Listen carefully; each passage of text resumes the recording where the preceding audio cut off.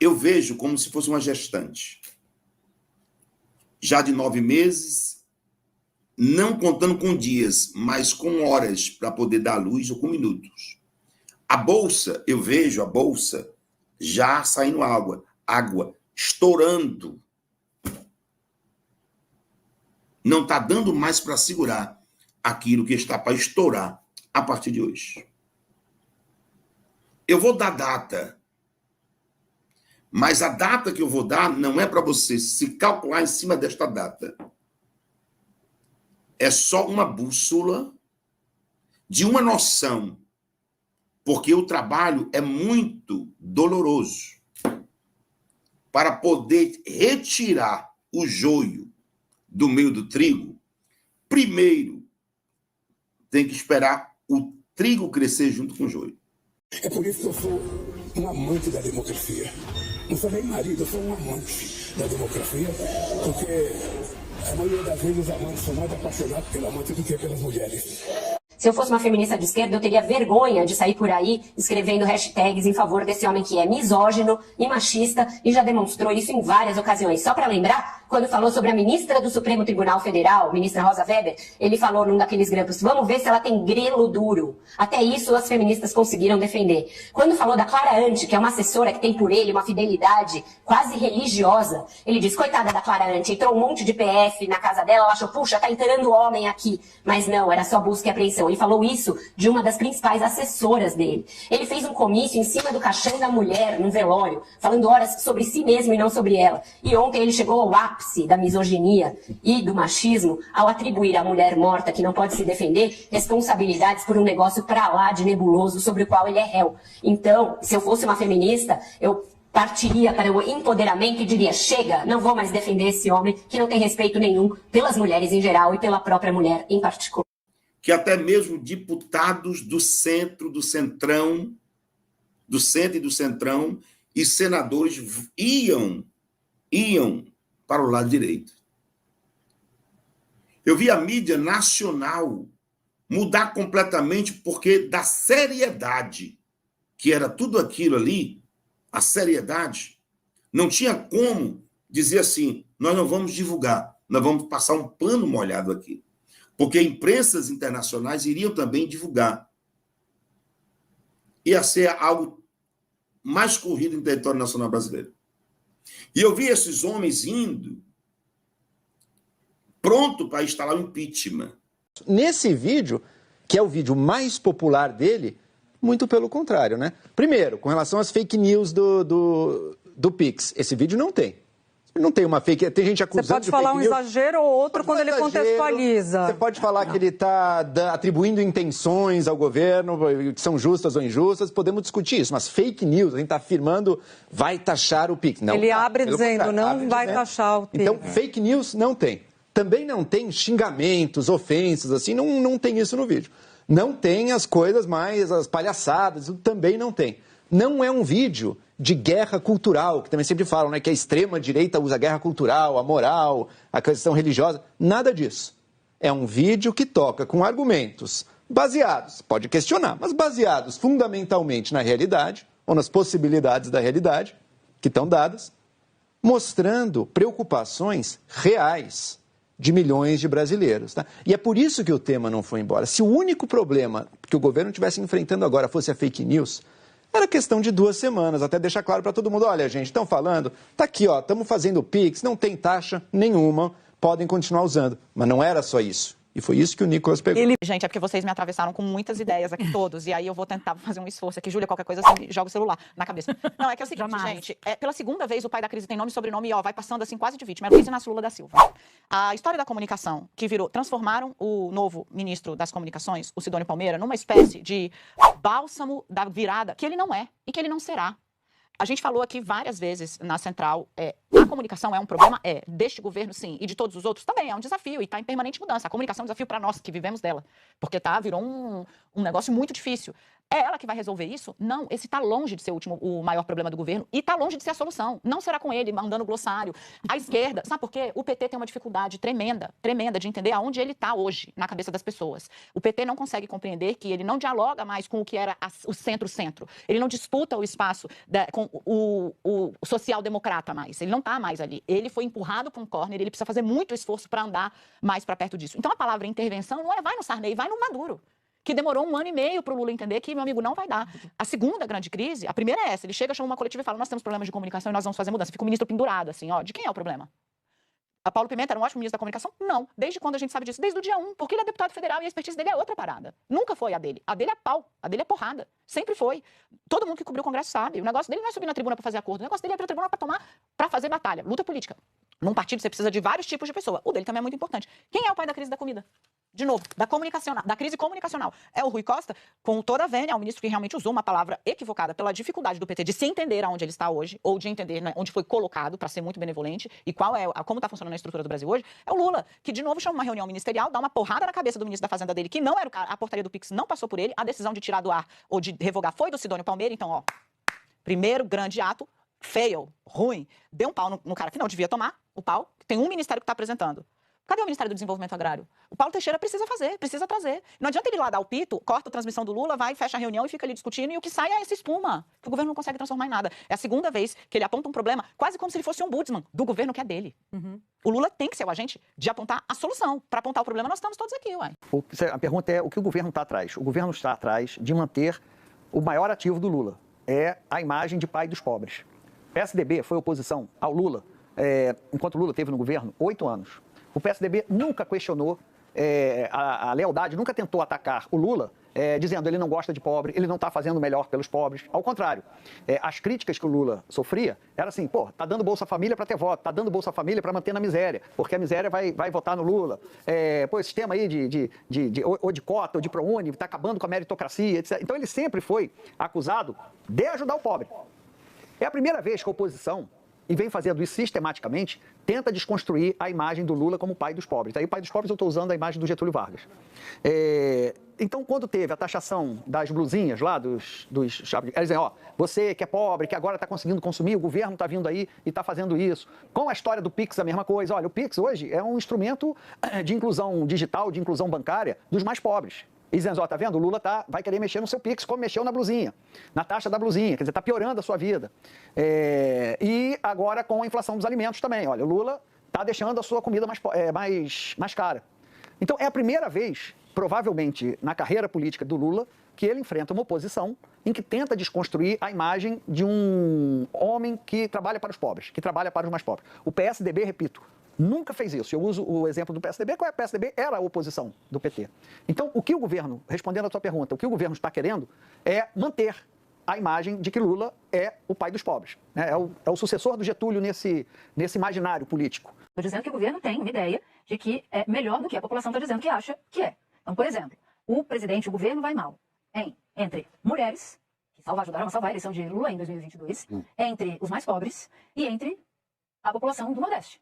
Ou seja, as 3 estacas de Lula em termos de vitória em relação a 2022. Os 3 alicerces, né? Exatamente. Esses três estão dizendo o seguinte, olha, talvez esteja na hora de ir pro divã, porque o governo que vocês acham que estão fazendo não é o governo que a gente está enxergando do lado de cá.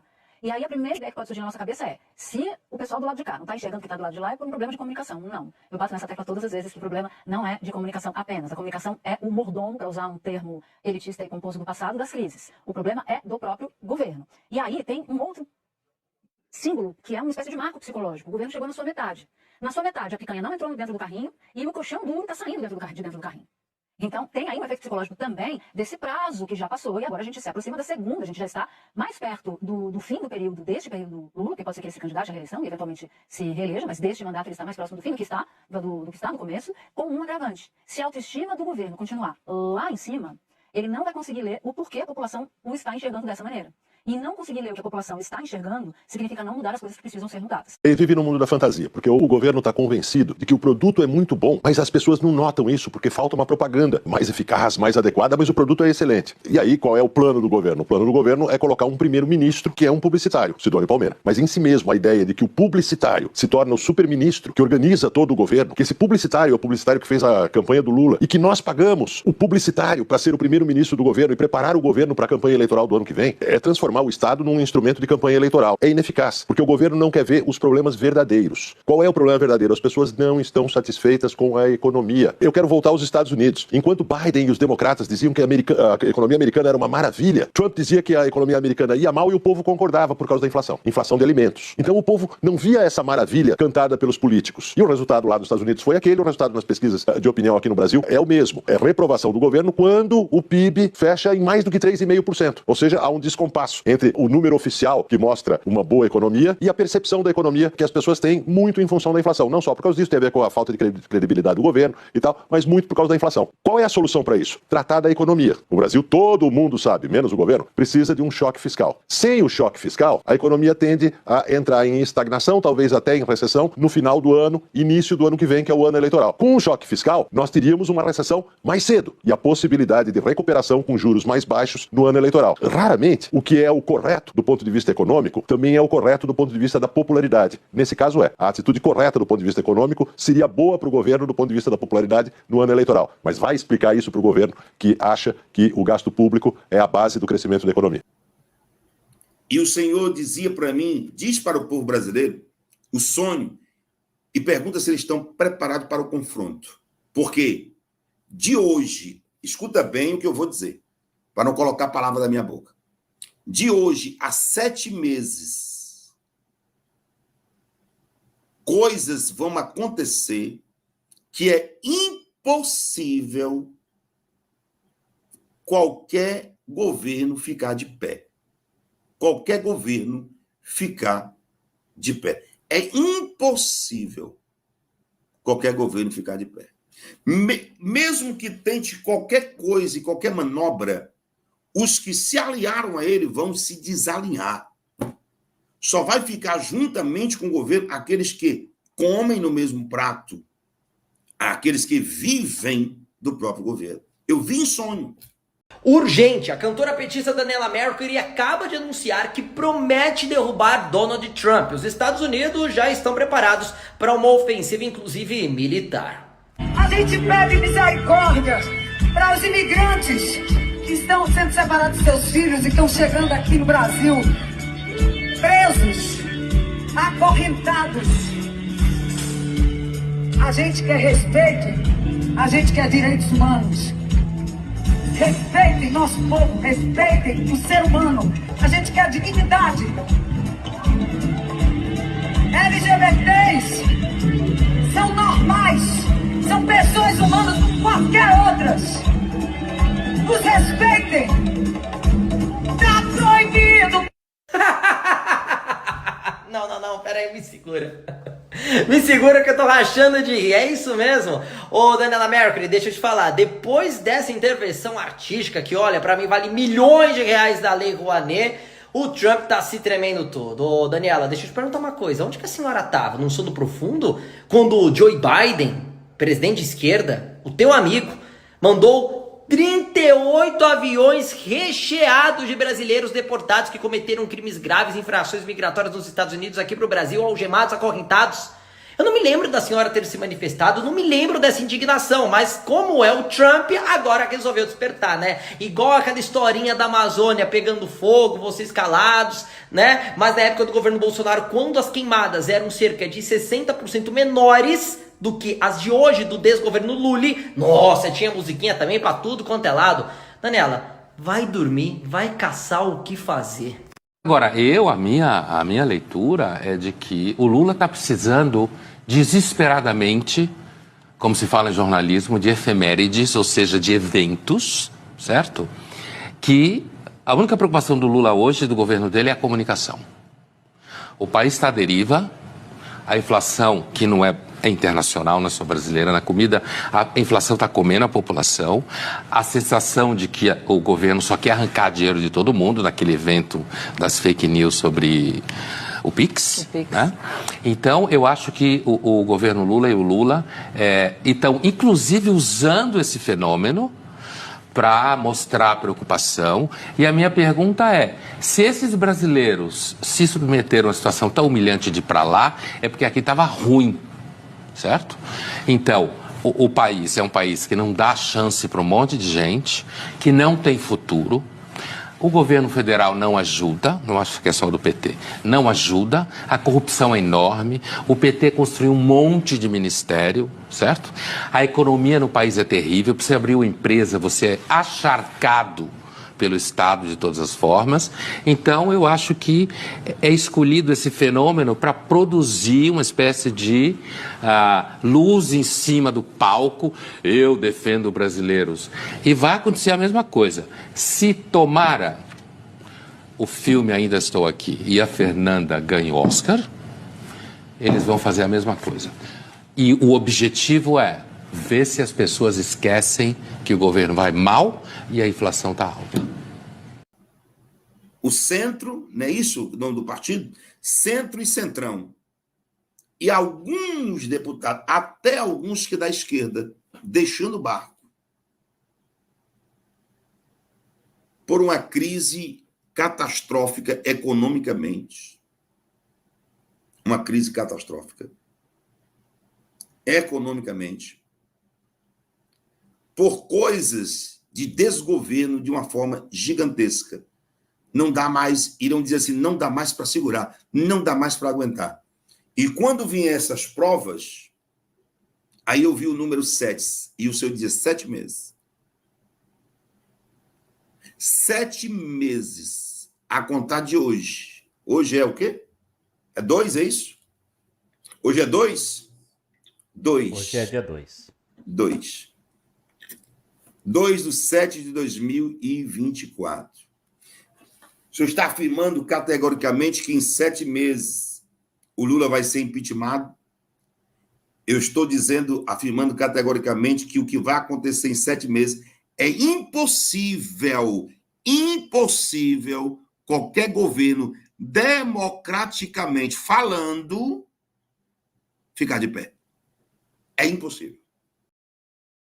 Se a eleição fosse hoje, o PT de Lula não se reelegeria. Fala, meus queridos, a Globo dando a notícia. A Globo sendo o último prego do caixão para o governo Lula. Isso é muito forte. Pesquisas mostram que Lula derrete, mais e mais pesquisas mostram que está pior do que nunca, e agora tem o Centrão se distanciando do Lula. A última vez que o Centrão se distanciou do PT, a Dilma caiu. Então, galera, dá o seu joinha, compartilha com seus amigos, porque isso aqui é muito bom a gente entender o que está acontecendo. Vamos lá, a Globo falando com você. Olha o que a Globo fala aqui sobre essa situação do Lula.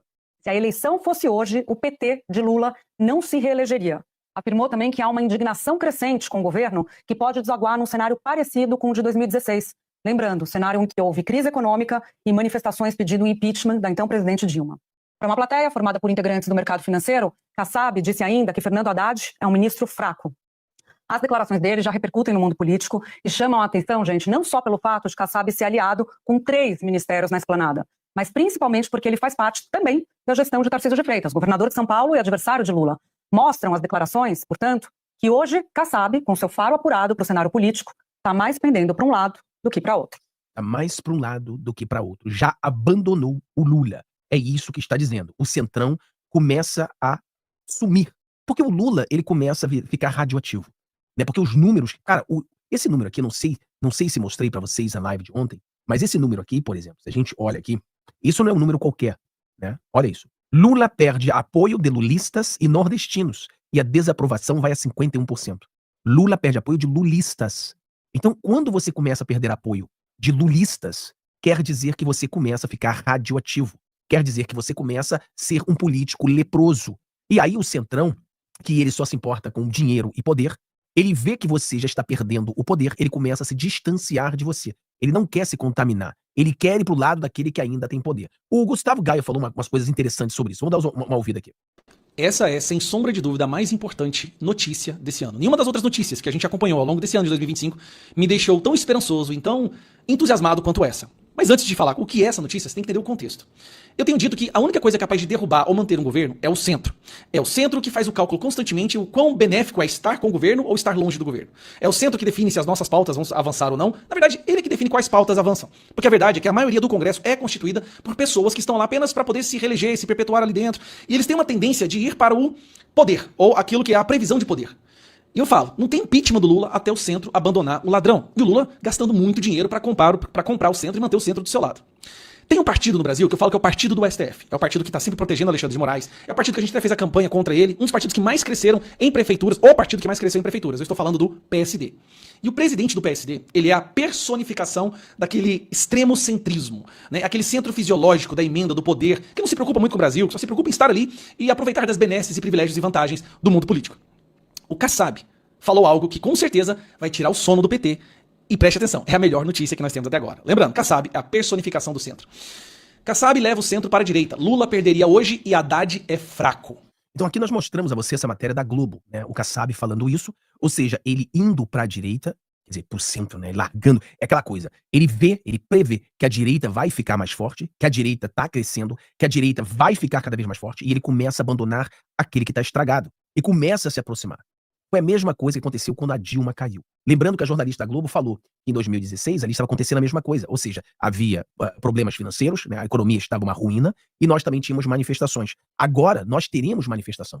Mês que vem teremos fortes manifestações para o Fora Lula, onde todos nós precisamos nos unir nessa jogada do Fora Lula. É uma visão, é um propósito, é Fora Lula para salvar o Brasil. Ou a gente tira o Lula e salva o Brasil, ou o Brasil já era.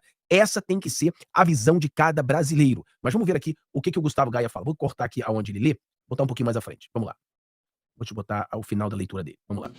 Ele é a personificação do centro. Ele é. Se o centro pudesse incorporar em uma pessoa, é ele. O maior partido do centro hoje, mais relevante que o MDB, disse que está se afastando do Lula. Se isso acontece, acabou. Acabou o governo. Aí não tem ninguém que segura o impeachment do Lula mais. Não tem Lula passando projeto, não vai ter Lula passando censura. E nem o STF vai poder fazer nada, porque preste atenção, o PSD é o partido que protege o STF. Então se o partido que protege o STF decide que não vai andar mais com o Lula, o STF não vai sair pra proteger o Lula, você entende? Eu sei, é o sistema cuspindo o Lula, muito claro, tá? Não vai se confundir, achar, o PSD mudou de lado. Não mudou de lado.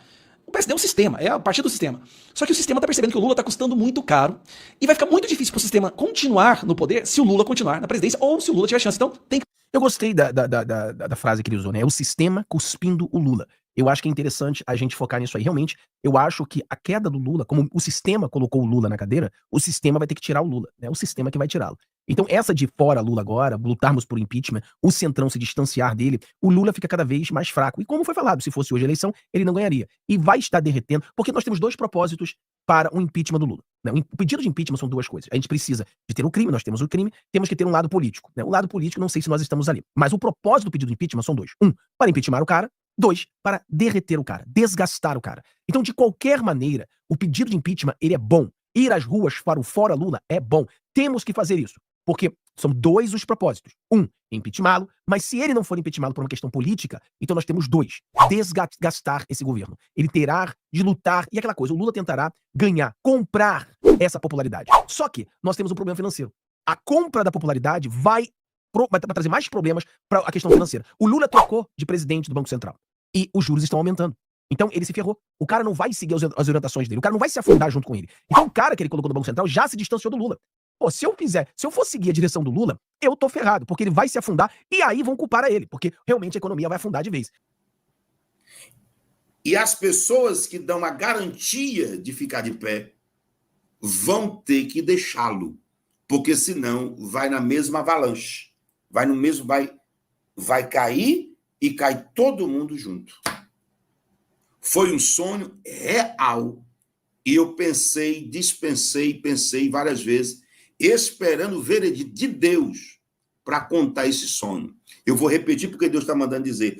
Todas as pessoas que não tirarem a mão do governo que aí está, vai desabar junto com ele.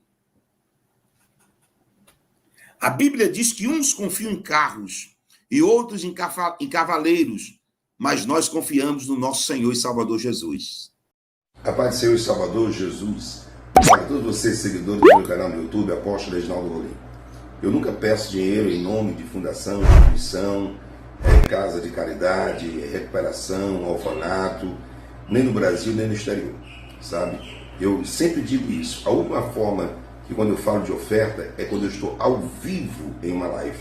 E geralmente se trata no final da live. Quando eu digo o Pix é